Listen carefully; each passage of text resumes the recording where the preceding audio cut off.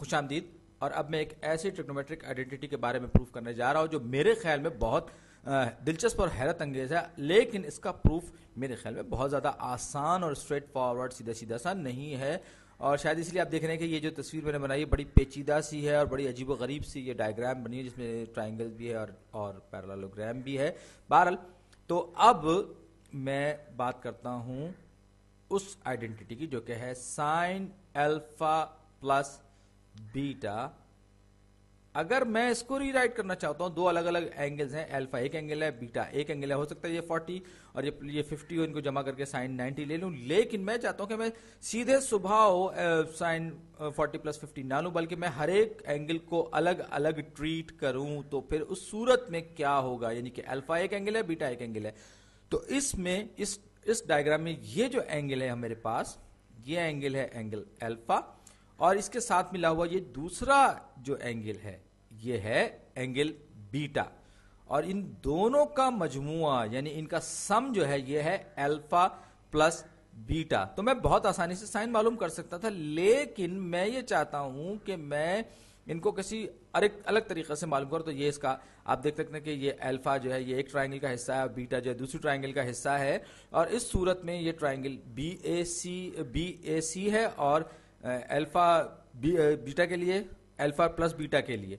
तो अब ये देखिए मैं इसको लिख सकता हूं B C sine of alpha plus beta को मैं लिख सकता हूं बी सी यानी कि ऑपोजिट ओवर हाइपोटेन्यूज। तो बी सी मेरे पास ऑपोजिट है अल्फा प्लस बीटा का, और ए बी जो है इस ट्राइंगल बी ए सी का या ए बी सी का हाइपोटेन्यूज है।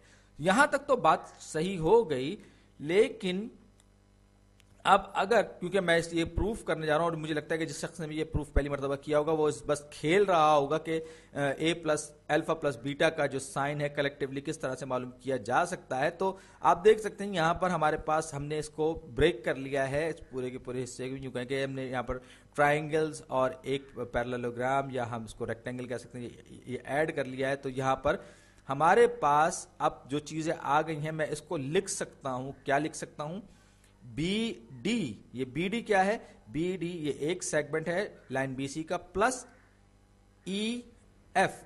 ई एफ अगर आप देखें तो ई एफ और बी सी दरअसल पैरेलल लाइंस हैं एक रेक्टेंगल की, दोनों की लेंथ अपोजिट है। तो ये बी डी और ये प्लस ई एफ की लेंथ और डी सी की लेंथ आपस में बराबर है, इसलिए मैंने इसको रिप्लेस कर लिया है हाथ के हाथ। अब आइए B D over A B, ये अब मैं इन्हें सेपरेट कर रहा हूं डिनोमिनेटर्स को भी, plus E F over A B ये मैंने लिख दिया। अब आप देख सकते हैं कि ये थोड़ा सा बात आगे बढ़ी है, और ये मेरे पास जो है ये ई एफ की लंबाई आई और मेरे पास ये बी डी की लंबाई आ गई। अब मैं क्या करता हूं, मैं बी डी ये जो मेरे पास है कैसे कहते हैं B D over B E जो है, इसको मैं अगर फिगर आउट कर लूं तो मेरे लिए थोड़ा सा दिलचस्प हो जाएगा। वजह यह कि दो मेरे पास चीजें इररेलेवेंट आपस में गैर मुताल्लिक और अजीब गरीब से आ रही हैं, तो मैं इसी बात को अपने काम को थोड़ा सा आगे बढ़ाने के लिए, अपनी मकसद को पाने के लिए मैं इसको रीराइट करूंगा B D over B E times B E over A B. यानी मैंने क्या किया, मैंने ये किया कि सिर्फ बीई और बीई से मल्टीप्लाई और डिवाइड कर दिया इस पूरे के पूरे एक्सप्रेशन को, ताकि मैं ये जो ट्राइंगल बी डी ई है मैं इसका कुछ इस्तेमाल यहां पर इस ट्रिक फंक्शन को सॉल्व करने में या इस ट्रिग्नोमेट्रिक आइडेंटिटी को प्रूव करने के लिए मैं कर सकूं। तो आप देख सकते हैं कि ये बीई से जब मैं मल्टीप्लाई और डिवाइड करूंगा तो ये बीई कैंसिल आउट हो जाएगा, जिसका नतीजा क्या होगा, मेरे पास B D over A B बच रहेगा। तो मैं इसको हो गलत हो गया, खैर कोई बात नहीं। ये और ये दोनों दरअसल एक ही बात है। आप चाहे तो वीडियो पॉज करके रीचेक कर सकते हैं। आप दूसरी टर्म पे आ जाते हैं, ये हमारे पास ई एफ, ये इसकी लेंथ है, और साथ ही साथ देखें तो ये ए ई एफ जो ट्राइंगल है ये इसका हिस्सा है। तो मैं क्यों ना ऐसा करूं कि मैं ई एफ को मैं मल्टीप्लाई कर दूं ए ई से, ए ई जो कि हाइपोटेन्यूज है इस ट्राइंगल ए ई एफ का, तो इससे मल्टीप्लाई और डिवाइड करूंगा ताकि आखिर में जो एक्सप्रेशन है उस पर कोई फर्क ना पड़े, क्योंकि ए ई ओवर ए ई कैंसिल आउट हो जाएंगे जब आप इसको मल्टीप्लाई करेंगे। तो ये एक्सप्रेशन, ये E F over A B वाला जो एक्सप्रेशन है, ये और ये दूसरा एक्सप्रेशन जो है, ये दोनों के दोनों बिल्कुल आपस में एक ही हैं, बिल्कुल इसी तरह जैसे कि पहली टर्म थी। और अब आपको समझ में आ रहा होगा कि हमारी कहानी किस समत में जा रही है। ये ट्राइंगल्स और ये जो आपको रेक्टेंगल जो बना हुआ नजर आ रहा है, ये क्यों है।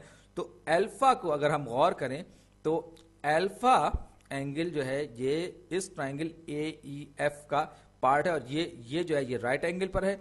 तो ये जो लाइन है डी ई, ये पैरेलल होगी ए एफ के।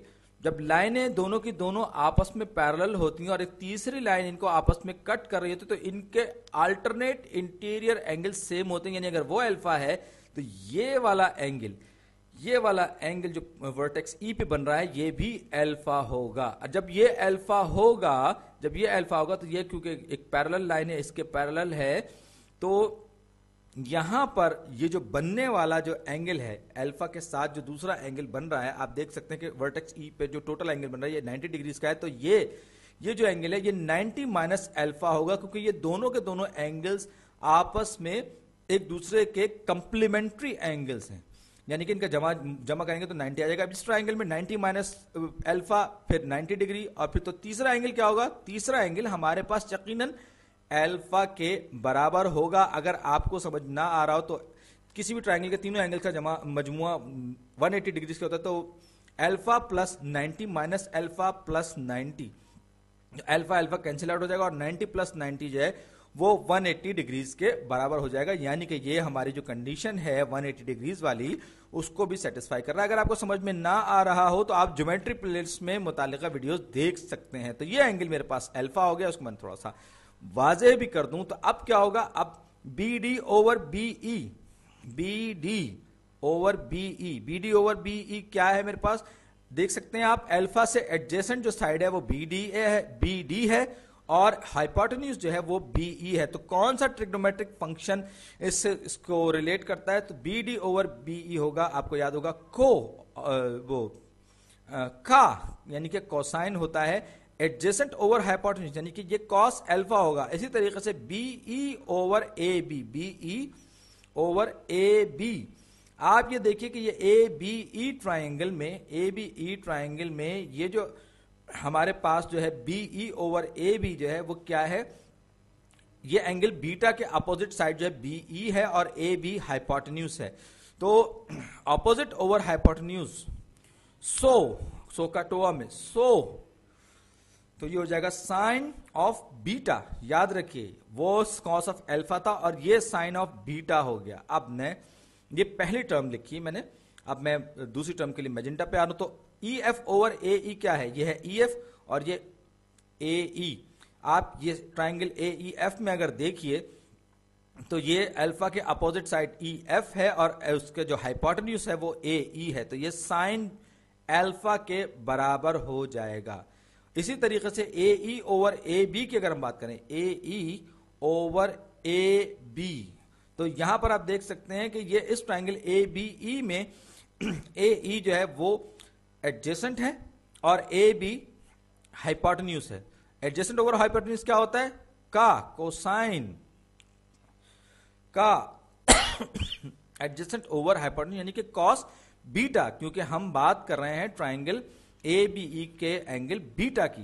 तो अब बड़ा दिलचस्प ये प्रूफ आपके सामने आ गया, यानी ये बराबर किसके हो गया, ये हो गया sine of alpha plus beta is equal to cosine alpha times sine beta plus sine alpha times cosine beta. और ये बड़ा दिलचस्प, आप देख सकते हैं कि बजाहिर ऐसा लग रहा था कि बड़ा मुश्किल काम होगा, लेकिन प्रूफ में डायग्राम अगरचे पेचीदा थी, लेकिन ये बड़ा दिलचस्प और साफ सुथरा रिजल्ट हमारे सामने आ गया इस अजीब व गरीब किस्म के प्रूफ की मदद से। और आप देख सकते हैं बड़े सिमेट्रिक, बहुत ही सिमेट्रिक किस्म की ट्रिग्नोमेट्रिक आइडेंटिटी हमारे सामने आई, और उम्मीद है आपको ये पसंद आई होगी। अगली वीडियो में मैं बात करूंगा sine of alpha plus beta के बारे में, तो अगली वीडियो में मिलते